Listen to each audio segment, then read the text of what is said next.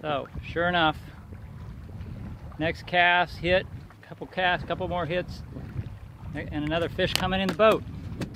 So do you struggle with where to fish when August comes around, especially if you're a trout fisherman? So let's talk about where to find speckled trout in August. Now you may notice in the background that I'm at Port Fourchon, and Port Fourchon is one of the primary places I launch from in August, because the speckled trout in August are dealing with warm temperatures that can be too hot. And so what does a place like Port Fourchon hold? It holds structure in deeper water. And that includes submerged rocks. It includes rigs that are in deep water. All these things allow the trout some refuge from the water temperature that ends up in the high 80s. Look down, there was a fish on my thermometer. 3.5 degree difference between surface temperature and 8 foot down. It also gives them quick access to beaches and other shallow water areas where they will come up in the early morning, in the evening to feed, and then retreat to the deeper water in the middle of the day.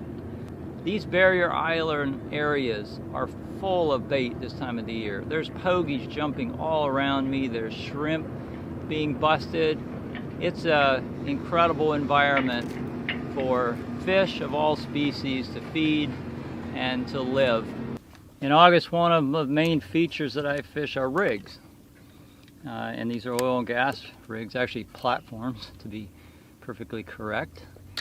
These are scattered throughout areas in our southeast Louisiana coast, over by the Terrebonne, Timbalier area. There's a lot of them there, and other areas as well.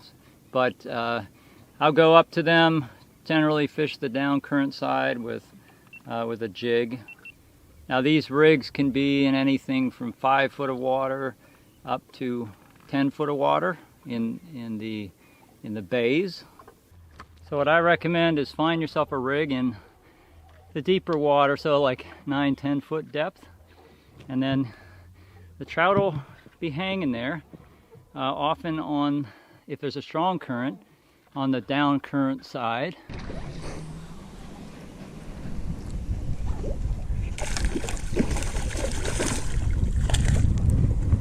You do have to deal with dolphins though, and sharks. That particular rig, I had a big 4-foot shark come right up, followed my bait right into the boat. So that would definitely, that definitely pushes the trout up close to the pilings. And in fact, that's where all my bites came from once those big predators showed up. If I didn't, I had to throw it against the piling and let it fall on a slack line straight down to the bottom. If I didn't get a fish when I picked that line up, I wasn't going to get one. What a hefty one.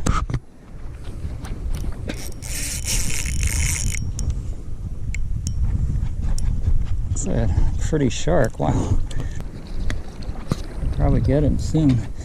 Got my long net. This thing is extended. So sharks are just part of summer, part of August fishing. They're going to be there, they're going to take some of your trout, and they're going to make a mess of your bait, take $10 lures, generally make a nuisance of themselves, but that's just part of August fishing. And you got to think about fishing around them to some degrees. Like I'm going to have to leave this spot even though I know there's some trout here.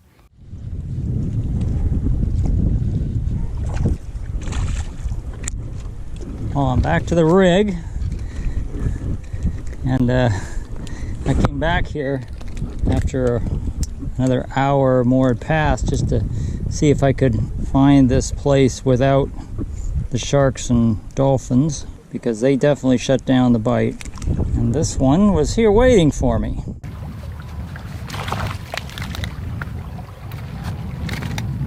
Stacked up. But what I noticed right away with that first trout is that I caught it a good I don't know, 15 feet off of the pilings, which means there probably aren't sharks here, and I don't see any dolphins.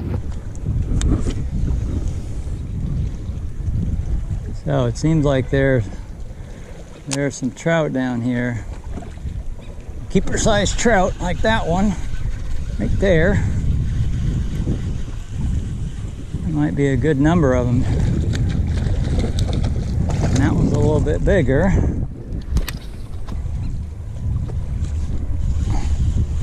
There we go. Another one on the very next cast.